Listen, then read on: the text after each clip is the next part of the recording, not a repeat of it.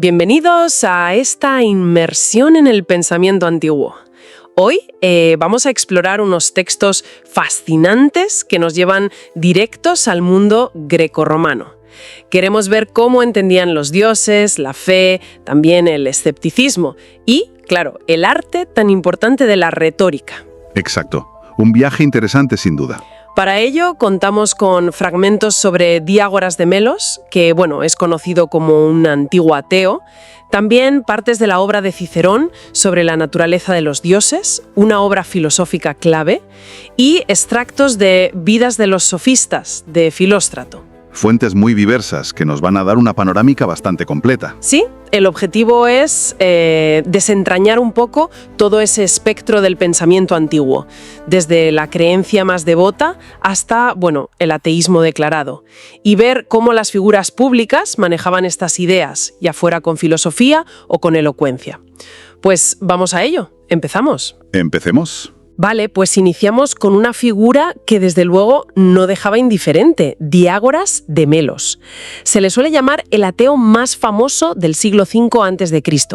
y las historias que nos llegan sugieren que no se andaba con rodeos para mostrar su incredulidad. Exacto.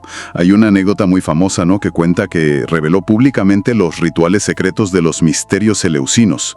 Vamos, que les quitó todo el halo sagrado. Básicamente los profanó al hacerlos públicos. Algo muy gordo en la época. Uf, eso es fuerte. Y hay otra historia muy gráfica también. Un amigo le señala la cantidad de ofrendas votivas en un templo como prueba de que los dioses salvan a la gente, ¿no? Y Diágoras, muy agudo, le pregunta que dónde están las ofrendas de todos los que rezaron y no se salvaron. Directo al argumento. Sí, un aguijón a la lógica de la piedad popular.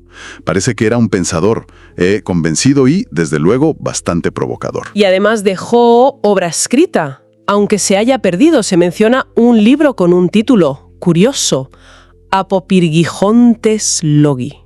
¿Qué sabemos de eso? Pues sí, el título es un misterio en sí mismo.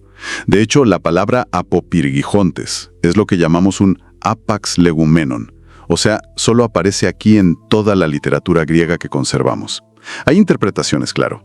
Una lo conecta con pyrgos, que significa torre.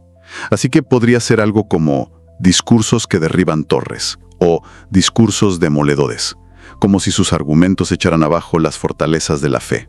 Tiene sentido, dada su fama. Sí, pero hay otra vía que lo relaciona con pirgiscos, que es un diminutivo, quizá armario o caja, y entonces significaría discursos que sacan a la luz, o discursos reveladores. La Suda, que es una enciclopedia bizantina muy posterior, dice que era una obra que contenía la retractación y disolución de su creencia en lo divino. Fuera como fuera el matiz exacto, la intención de desmontar creencias parece bastante clara. Desde luego. Y no era el único que dudaba, claro. Cicerón mismo menciona a Protágoras, el gran sofista, con esa frase mítica. Esa es. Sobre los dioses no puedo saber si existen o no, ni qué aspecto tienen. Una postura más bien agnóstica, quizá, más que atea pura, pero igualmente peligrosa. Y peligrosa de verdad. Y tanto que le costó cara, el destierro de Atenas y que quemaran sus libros en público. Es un recordatorio, muy contundente de que cuestionar la religión oficial en el mundo antiguo no era un simple juego intelectual. Podía tener consecuencias muy, muy serias. Lo que nos lleva directos a Cicerón y su diálogo sobre la naturaleza de los dioses. Él mismo dice que no busca acabar con la religión, sino más bien explorar lo compleja que es. Precisamente. Cicerón lo dice al principio, que el tema es oscuro y de difícil explicación. Y por eso usa el formato de diálogo filosófico. Pone a personajes a representar las posturas de las grandes escuelas, epicúreos, estoicos y los académicos escépticos. Es una forma genial de presentar argumentos y contraargumentos sin que él, como Cicerón, autor, se moje del todo con una única visión dentro de la obra, ¿sabes? Claro, deja que el lector sopese. Exacto.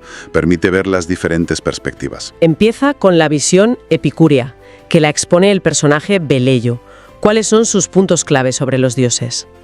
Bueno, Beleño argumenta que los epicúreos sí creen que los dioses existen.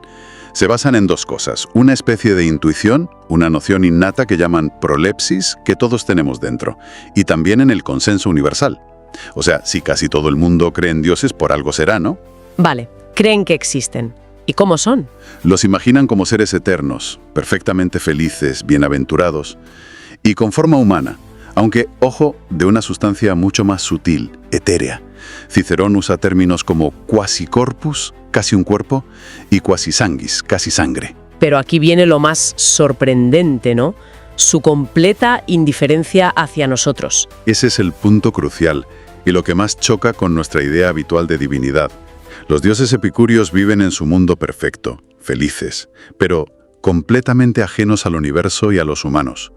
Ni crearon el mundo, ni lo gobiernan, ni intervienen para nada.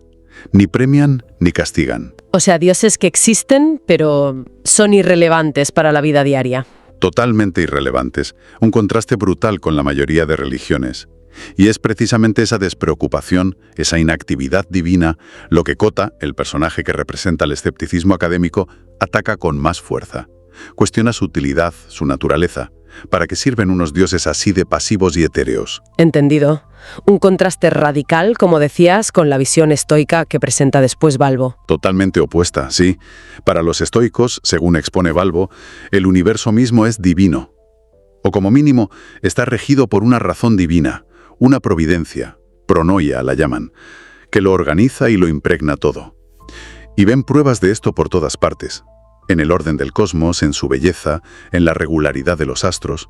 El mundo tiene un propósito, un diseño inteligente detrás. Dioses activos, entonces. Activos e inmanentes forman parte del tejido del universo. Y además hacen algo muy interesante. Reinterpretan los mitos tradicionales de forma alegórica. Zeus no es un señor con barba, es el éter. Hera es el aire, Poseidón es el mar. No son personajes caprichosos, sino símbolos de fuerzas naturales o principios cósmicos. Esa idea de un universo con propósito divino es potente, claro. Pero choca con la realidad, ¿no? ¿Cómo explicaban los estoicos el mal, el sufrimiento, si todo estaba guiado por esa providencia perfecta? Esa es una de las grandes preguntas. Y Cota, el escéptico, se la lanza directamente. La respuesta estoica clásica es compleja. Argumentan que lo que nosotros vemos como mal a nivel individual puede ser necesario para el bien del conjunto, o que forma parte de un plan divino más grande que no llegamos a comprender del todo. También distinguen mucho entre lo que depende de nosotros, nuestras elecciones morales, y lo que no, los eventos externos. La virtud es el único bien real para ellos. Pero Cota no se quedaría conforme con eso, supongo. No, claro. Cota explota esa tensión. Pregunta cómo un mundo lleno de desastres, de sufrimiento, puede ser obra de una providencia perfectamente buena y racional. O por qué los dioses de los mitos, aunque los interpretes alegóricamente, a menudo actúan de formas, bastante poco ejemplares, ¿no? Tiene lógica la crítica. Y Cicerón no se limita a epicúreos y estoicos. Despliega un abanico impresionante de ideas filosóficas anteriores sobre los dioses. Sí, es fascinante ver esa genealogía intelectual que traza. Menciona una diversidad increíble de pensadores, desde los primerísimos filósofos jonios como Tales, que veía lo divino en el agua y en una mente ordenadora, o Anaxímenes en el aire, infinito, pasa por Empédocles y la divinidad de los 4 elementos, las ideas de Demócrito, el atomista, sobre imágenes divinas, los Eidola, y la inteligencia. Platón también, claro. Platón con su dios artesano incorpóreo, el demiurgo, y también la divinidad de los astros y las almas. Aristóteles con sus diferentes enfoques, el motor inmóvil, la mente pura, incluso el propio cosmos como divino. Y los fundadores estoicos como Zenón y Crisipo, por supuesto. Lo que Cicerón demuestra con esto es que el debate sobre los dioses no era algo nuevo ni simple, era una cuestión central y súper diversa en la filosofía griega durante siglos. Más que una lista, es una prueba de la riqueza del tema. Exacto, de la riqueza y la complejidad. Entonces, frente a toda esta variedad, ¿qué propone Cota, el portavoz del escepticismo académico? ¿Y dónde se sitúa Cicerón personalmente en todo esto? Pues Cota, siguiendo la línea de la nueva academia escéptica, no busca imponer una nueva verdad dogmática. Su método es socrático puro. Interroga, cuestiona, busca las contradicciones en los sistemas de los demás, refuta las afirmaciones de epicúreos y estoicos. El objetivo no es alcanzar la certeza absoluta, que ellos creen imposible en temas metafísicos tan complejos, sino acercarse a lo verosímil, a lo verisímile, dicen en latín, la opinión más probable o razonable después de examinarlo todo críticamente. ¿Y Cicerón? ¿Se queda ahí, en la duda? Bueno, aunque en Sobre la naturaleza de los dioses da mucho peso a la crítica escéptica de Cota, si miras otras obras suyas y la propia introducción a este diálogo, parece que personalmente se inclinaba más hacia un estoicismo, digamos, moderado. Parece que creía en la existencia de dioses providenciales que se preocupan por la humanidad y en una especie de inmortalidad del alma ligada a la virtud, sobre todo al servicio a la patria. Pero en este libro prefiere mostrar el debate. Exacto. Prefiere poner sobre la mesa la confrontación de ideas, el debate vivo, más que dar una respuesta cerrada. Entendido. Entonces, si Cicerón nos muestra este debate filosófico, quizá más íntimo, ¿cómo se vivían estas ideas, o al menos el arte de discutirlas en la plaza pública, ante la gente? Eso nos lleva al mundo vibrante que describe Filóstrato en sus Vidas de los sofistas, de los siglos I y III después de Cristo. Fue un renacimiento espectacular de la oratoria de exhibición. Figuras como Polemón de la Odisea, el riquísimo Herodes Ático, que era mecenas y mucho más, o el curioso Favorino de Arles, un eunuco galo que triunfó en pleno mundo griego, eran auténticas estrellas de rock de la época. ¿Estrellas de rock? Bueno, salvando las distancias, pero sí. Eran oradores famosos, educadores cotizadísimos, a menudo inmensamente ricos e influyentes. Algunos eran consejeros de emperadores incluso. Atenas seguía siendo un centro importante, pero viajaban por todo el imperio, llenando auditorios y atrayendo a montones de estudiantes. ¿Y eran filósofos que usaban la retórica o más bien artistas de la palabra? Porque Filóstrato parece que intenta distinguirlos. Sí, Filóstrato intenta hacer esa distinción. Habla de filósofos con reputación de sofistas y de sofistas propiamente dichos, pero en la práctica la línea era a menudo difusa. Su actividad principal eran las meletai, las declamaciones, discursos muy elaborados sobre temas históricos, a menudo idealizando el pasado griego clásico, temas éticos, casos legales inventados o simplemente elogios, panegíricos. Actuaciones, entonces. Sí, eran actuaciones muy esperadas, auténticos espectáculos. Lo clave era el dominio del lenguaje, la belleza del estilo, la capacidad de improvisar, la ekfrasis descriptiva, la argumentación ingeniosa y conectar emocionalmente con el público. Buscaban asombrar, deleitar, persuadir. Eran sobre todo virtuosos de la palabra, aunque algunos, como Favorino o Dion Crisóstomo, sí tenían una vena filosófica más clara. Se preocupaban por la ética, la crítica social. Y no solo hablaban, ¿no? No. También escribían tratados, cartas, poesía, historia.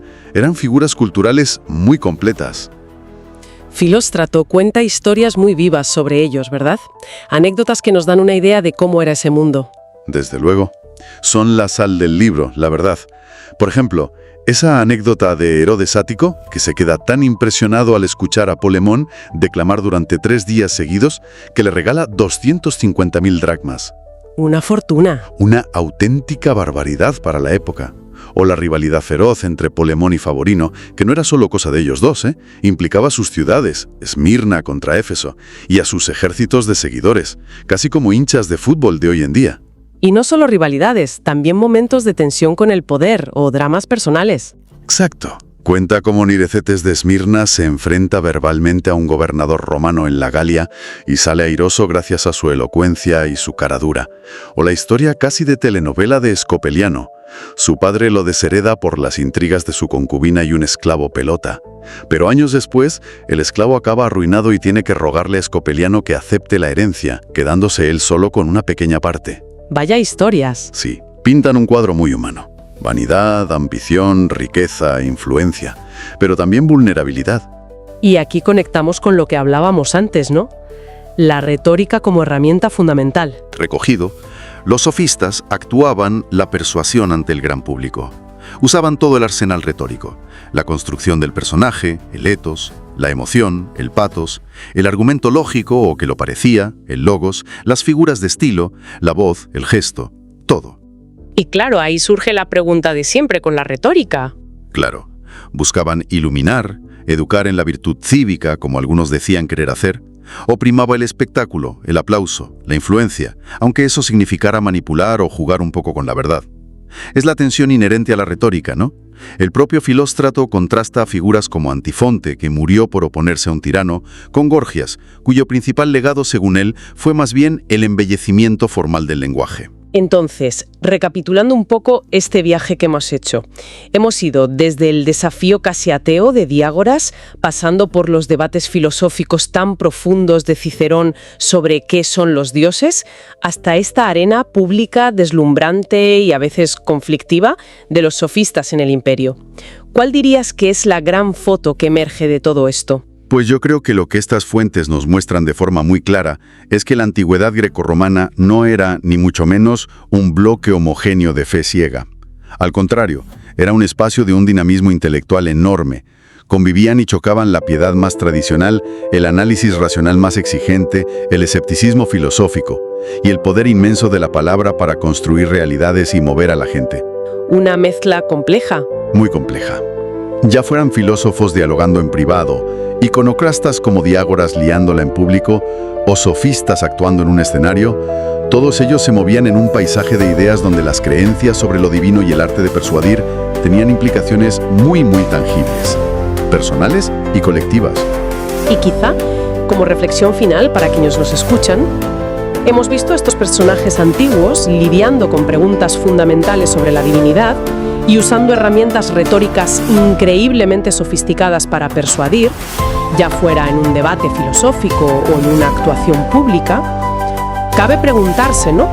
¿De qué maneras resuenan hoy esas mismas técnicas, esos argumentos, esas tensiones entre buscar la verdad y buscar la persuasión, en cómo se debaten y se representan públicamente las ideas sobre creencias, sobre ciencia, sobre autoridad, sobre valores, en nuestro propio tiempo? Sin duda. Queda ahí la pregunta para darle una vuelta.